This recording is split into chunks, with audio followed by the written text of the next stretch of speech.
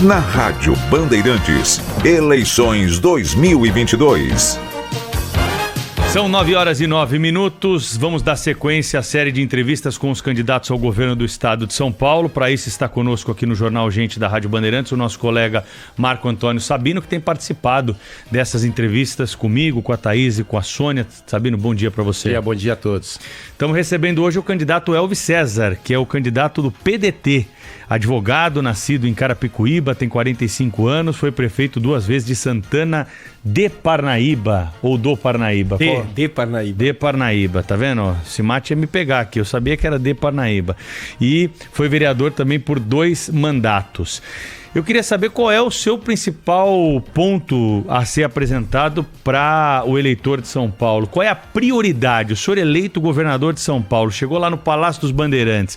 Primeiro decreto, qual seria, qual é a prioridade na tua avaliação aqui para o estado de São Paulo? Seja bem-vindo ao Jornal Gente. Pedro, bom dia. Sabino, bom dia. Thaís e a você que nos ouve e nos assiste. Primeira coisa é estimular a economia de São Paulo. No primeiro dia de governo, eu quero já abrir 300 mil vagas de frente de trabalho. 200 mil direcionadas ao combate à miséria, justamente no propósito de pegar essas pessoas, você que está inscrita no CAD único e não consegue recolocação no mercado de trabalho. Se está 2 anos e não consegue, nós vamos trazer essas pessoas.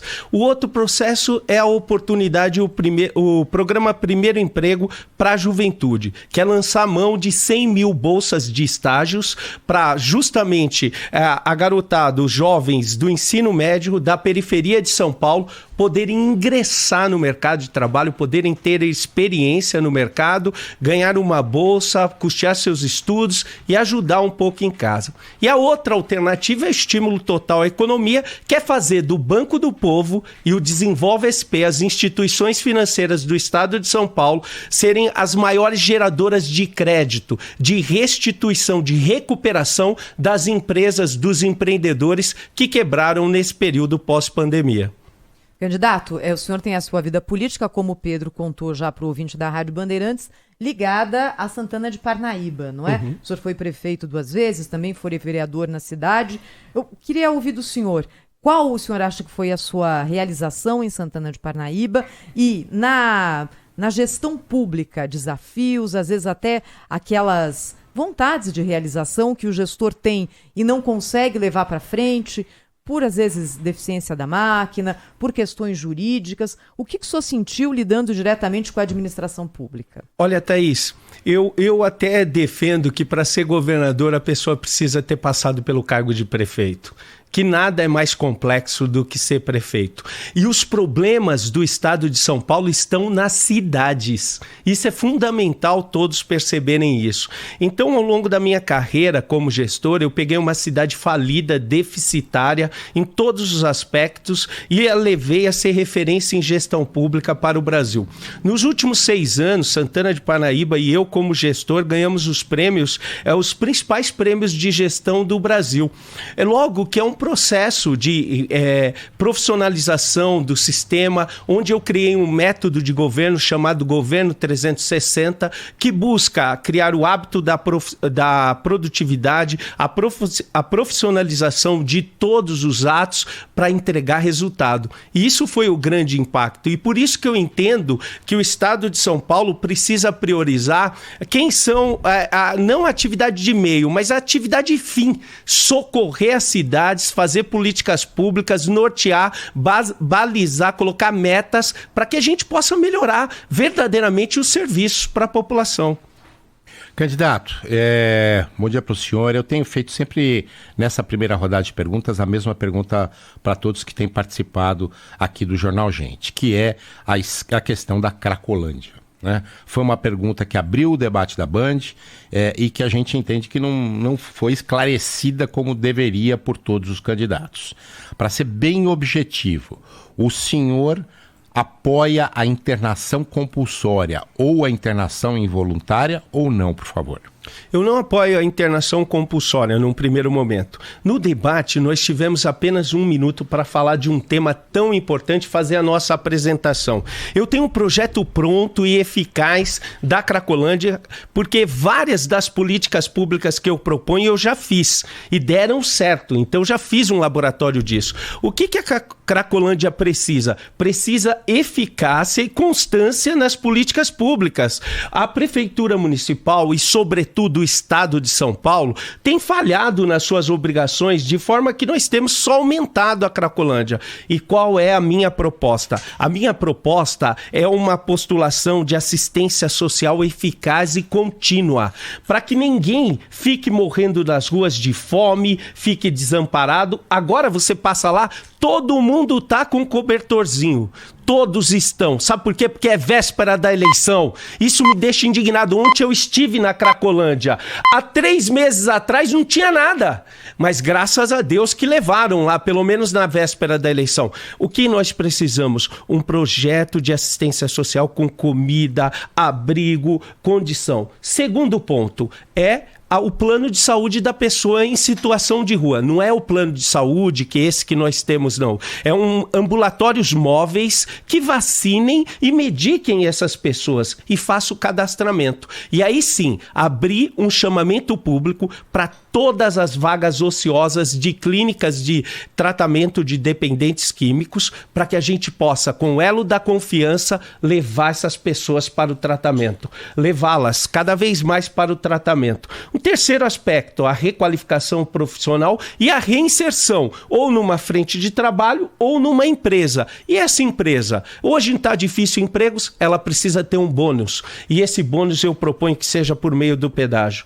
Todos os encargos trabalhistas dessa empresa, oriundos dessa contratação, serão bonificados por meio do pedágio. Na quarta vértice é o processo contínuo da Polícia Civil, Polícia Militar, para identificar o crime e ir de encontro e prender o traficante. Mas não com essa espalhando, não, trabalhando em conjunto. E o quinto é ver como que está a família. Criar um bônus. Nós estamos criando bônus para tudo no Brasil. E a família da pessoa que está lá, a gente não está identificando se ela pode receber de volta essa pessoa. Então esse é um processo que vai dar certo. A maioria dessas políticas públicas eu já fiz. A minha cidade não tem moradores de ruas e é uma cidade do lado da metrópole com um pouco mais de 150 mil habitantes. Então isso dá certo, mas o que precisa ser feito é feito com constância. Não é esperar muito. O senhor esteve lá na Cracolândia. Não é esperar muito que uma pessoa que está no auge do vício vá conseguir ter o discernimento de procurar uma ajuda, de procurar um tratamento. Isso já se tentou aqui em São Paulo, em outra oportunidade, dar o aluguel social, e nós só aumentamos o problema, né? O Pedro, se tentou de uma forma muito incipiente ou mínima. Não houve continuidade das políticas públicas em São Paulo. Sempre, só quando a imprensa bate que vão lá. Isso não pode, não tem continuidade. O governador do estado de São Paulo tem a pachorra de falar assim, olha, no que cabe às obrigações que eu sou competente... Todas as obrigações são do governador. Tem gente morrendo nas ruas. E uma situação de caos. Agora o colégio Liceu, fechou por conta da Cracolândia. É um absurdo. 140 anos de tradição de São Paulo. O turismo em São Paulo, a Associação dos Vigilantes já não aconselhou mais o turismo. O turismo de negócios reduziu drasticamente. As atividades culturais e esportivas em São Paulo praticamente acabaram, nós só temos a São Silvestre, então não há o que se falar. Tô pedindo perdão para a Sônia Blota, que vai perguntar, só para a gente concluir esse tema, perguntar para o senhor o seguinte, o senhor mora em Santana de Parnaíba? Sim. Lá o senhor falou que não tem Cracolândia? Não. Na porta da sua casa não tem Cracolândia? Não. Então deixa eu passar a pergunta agora para a Sônia. Nenhum lugar da cidade, ou melhor, Sabino, nenhum lugar da cidade tem. Deixa eu passar a pergunta, candidato, para a Sônia Blota, apresentadora do Jornal Gente, direto de Paris e com a gente aqui também na bancada, né, Sônia? Exatamente, Thaís. Tudo bom, candidato? Seja muito bem-vindo ao Jornal Gente da Rádio Bandeirantes. E falamos nessa tristeza, né, do fechamento do Liceu na capital paulista. Então isso me dá um gancho para perguntar para o senhor sobre propostas para a educação. Mas eu queria que o senhor fosse além da capital paulista, que o senhor incluísse o interior, o litoral, enfim, o estado de São Paulo, que afinal de contas é a função do governador. São Paulo é o estado mais rico do Brasil, mas infelizmente a educação está deixando muito a desejar. E essa piora houve principalmente depois da pandemia. Eu gostaria de saber as propostas do senhor para consertar esse setor tão importante. Olha, Sônia, muito obrigado pela pergunta. Eu quero lhe dizer que o Estado de São Paulo tem efetuado políticas públicas medíocres, ou seja, medianas. O Estado mais rico da Federação hoje tem a 10ª melhor educação do país. Eu quero fazer um movimento pela educação. Eu farei a melhor educação do Brasil aqui em São Paulo. Eu já fiz isso enquanto prefeito. E o primeiro aspecto de um sistema educacional é a educação infantil de excelência. No meu governo não vai faltar vagas de creches, porque nós vamos fazer um processo contínuo de evolução de vagas, de apoio aos prefeitos, às cidades, para que a gente possa fazer um ensino infantil cada dia melhor. Quanto a todo o estado de São Paulo, que você pergunta com muita proficiência, a gente tem que reunir e conectar todas as delegacias de ensino do estado e, por meio de um centro de controle de indicadores, realizarmos um diagnóstico do ensino fundamental 1 e 2, que são atribuições do estado de São Paulo, para que nós possamos verificar o tempo e o que perdemos de conteúdo educacional e assim criarmos um plano de meta para buscar todo esse tempo perdido, toda essa perda de ensino que os nossos alunos tiveram. No ensino médio, que também é nossa atribuição, eu quero fazer um ensino voltado para o emprego, Sônia.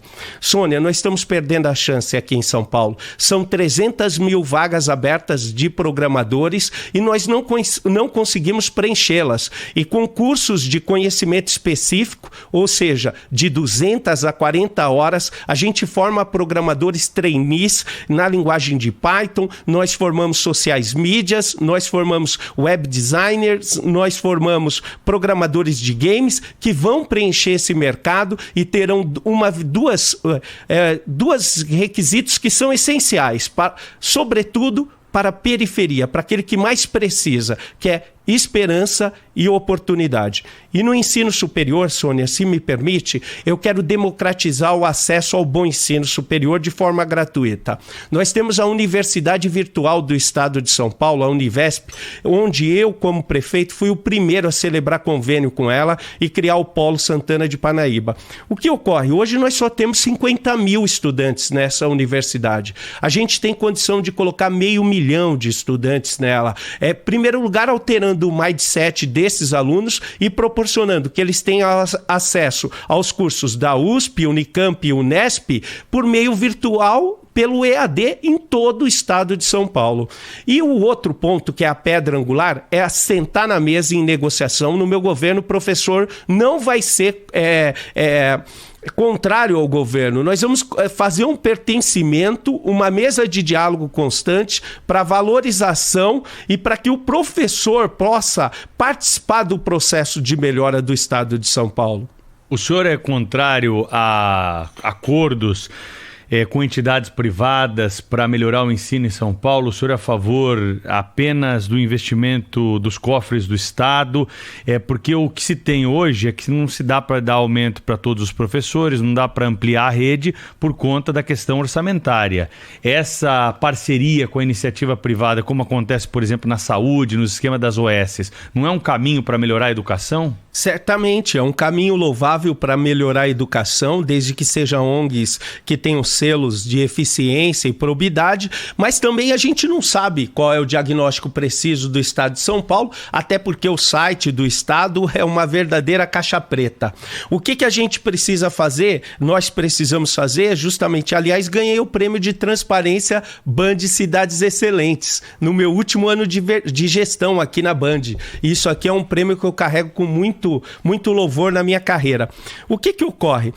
Quando a gente verifica significa o Estado de São Paulo passando de 2020 para 2021, Pedro, com 29 bilhões de reais de excesso de arrecadação. De 2021 para 2022 com 54 bilhões, aí são duas vertentes. Ou falta a verdade ou falta a competência. Porque se competência não houve. Porque se houvesse, não ia sobrar dinheiro assim. E nós teríamos estimulado a economia, os empreendedores, melhorado o ensino, as conexões, e o Estado teria avançado. Candidato Elvis César, candidato do PDT ao governo do Estado de São Paulo, está hoje aqui na Rádio Bandeirantes, na nossa série de entrevistas com os candidatos ao governo do Estado de São Paulo. Falando um pouquinho de política agora, candidato. Pesquisa Datafolha, divulgada ontem aqui com os seguintes resultados: Haddad 38, Tarcísio 16, Rodrigo Garcia 11. A sua candidatura, segundo o Datafolha, tem nesse momento 1% das intenções de voto. Então, segundo o Datafolha e outras pesquisas também para o governo do Estado, Fernando Haddad, do PT, já teria uma vaga no segundo turno, se a eleição fosse hoje. A segunda vaga sendo disputada entre Tarcísio e o governador Rodrigo Garcia. Nesse quadro aqui, pensando num segundo turno, qual seria a posição do senhor? Eu vou chegar ao segundo turno, Caso Thaís. não chegue. Deixa eu lhe dizer, eu vou chegar, então não vou nem pensar no plano B, e vou lhe dizer mais. Todos esses três candidatos que estão aí estão nas costas, surfando a onda de outros. Eu pego aí, o presidente, o ex-presidente carrega o candidato que está liderando as pesquisas. O atual presidente carrega o candidato que vem do estado do Rio de Janeiro para disputar aqui e está em segundo lugar nas pesquisas. E o governador do estado de São Paulo, hoje, distribuiu só nos últimos 2 meses mais de 30 bilhões em receita e não sai da casa de 10. Eu quero falar para você assim, eu sou a candidatura mais recente, no Datafolha tem uma oscilação, salvo engano, de 2 ou 3 pontos, já pontuo 5% na região metropolitana, que é a nossa região de São Paulo, então eu acredito que colocando uma proposta nova para mudar São Paulo, com avivamento de políticas públicas que possa melhorar verdadeiramente a vida das pessoas, eu vou chegar no segundo turno e vencer essas eleições.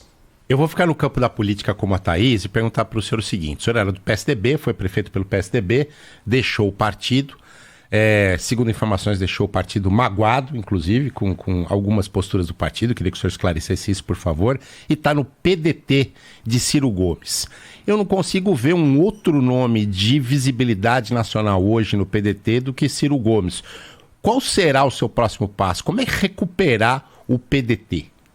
Olha, nós temos trabalhado, o PDT é um partido muito grande nacionalmente falando. Aqui em São Paulo teve uma reestruturação muito forte, haja vista a nossa chapa. Hoje eu tenho uma candidata a vice-governadora, a Gleide Sodré, que é uma mulher militante, atuante, uma mulher negra, capacitada, que tem feito um trabalho extraordinário. O nosso candidato ao Senado, Aldo Rebelo, que é uma lenda da política brasileira. Esse é um segundo nome, bem lembrado. É um homem que tem repercussão nacional. Repercussão nacional, tem feito um trabalho extraordinário. 140 candidatos a deputados, eu que deixo aqui um grande abraço para todos. Falar assim, que o nosso trabalho hoje é um trabalho muito importante de uma nova proposta de protagonismo para o estado de São Paulo. PSDB? PSDB não sai magoado de forma alguma. Política não tem essa questão pessoal. Política tem a questão de gestão pública. Eu venho, da forma que eu falei aqui, falava no gabinete do governador, no palácio, falava claramente, olha, o distanciamento do PSDB das camadas populares ou das suas dificuldades vai causar um dano irreparável ao partido. E nós precisamos socorrer a economia com maior força, com a mesma força que foram as restrições. Milhares de empreendedores quebraram e o governo com caixa cheio. Isso precisa ficar bem claro. Milhares de pessoas perderam o emprego e o Banco do Povo se quedou inerte. Como que nós deixamos isso acontecer em São Paulo, que é o vetor, que é responsável, inclusive, pelo sucesso da economia do Brasil? E a tua relação com o Ciro Gomes, como é que é, candidato? Ele vai estar aqui em São Paulo, junto com o senhor aí, caminhando pelo estado? Como é que vai ser? Pedro, muito boa pergunta. Nós temos uma caminhada em Osasco agora. Espero que a chuva pare. Quero deixar um abraço para a belíssima e grande cidade de Osasco, para todos que estão nos ouvindo em Osasco. E o que ocorre? O Ciro está comigo desde segunda-feira. Nós estamos fazendo atividades conjuntas. Ontem estivemos na Associação Comercial de São Paulo. E o Ciro é um grande mestre. Assim, o que eu posso falar a respeito do Ciro é que vale a pena ouvir o Ciro. Porque, olha, veja bem, um homem que foi o melhor governador do Brasil, um homem que fez o melhor sistema de educação do Brasil, e eu fiz um dos melhores aqui em São Paulo. Um homem que tem 41 anos, você estava comentando aí as concessões da lei de improbidade. Eu saí da prefeitura sem um processo. Depois de 8 anos, o Ciro tem 41 anos e não tem nenhum processo. 41 anos de vida pública sem nenhum processo. Então, vale a pena olhar para o Ciro e propõe o que é melhor para o Brasil. Eu falo aqui, eu respeito a sua opinião, que está me ouvindo, mas tira 5 minutos e ouça as propostas do Ciro. Candidato, o senhor falou do seu relacionamento com o Ciro Gomes, com o PDT, e agora eu gostaria de saber qual o relacionamento do senhor com os prefeitos do estado de São Paulo e, se eleito, de que forma o senhor vai compor com os prefeitos, que a gente sabe que um governador sem apoio de prefeito é muito difícil a governabilidade. Olha, Thaís, eu tenho um excepcional relacionamento com os prefeitos. Eu fui por 3 vezes presidente do maior consórcio de cidades do Brasil, que é o CIOeste, o consórcio das cidades da região metropolitana oeste, e fui 2 vezes presidente do Conselhão aqui de São Paulo, que é o Conselho de Desenvolvimento Metropolitano de São Paulo, que compõe a cidade de São Paulo e as outras 38 cidades, 24 milhões de habitantes. Foi aí que eu criei maiores habilidades para ter a conjuntura e saber as dificuldades de cada cidade, e também para saber os problemas de metrópole, como o problema do zoneamento, o problema do transporte, da crise hídrica, e fui eu que entreguei o plano de desenvolvimento urbano integrado para a Assembleia Legislativa de São Paulo votar. Olha, eu queria agradecer muito a presença do candidato Elvis César, candidato do PDT ao governo do estado de São Paulo, nessa série que nós estamos fazendo aqui na Rádio Bandeirantes, ouvindo os candidatos ao governo do estado de São Paulo. Candidato, muito obrigada, pela sua presença aqui. Até uma próxima vez. Thaís, muito obrigado. Pedro, muito obrigado. Sabino, obrigado. Obrigado a você que nos acompanhou. Quer saber um pouco mais? Elvis César Oficial. Procura no Google Elvis 12, o próximo governador de São Paulo. Obrigado.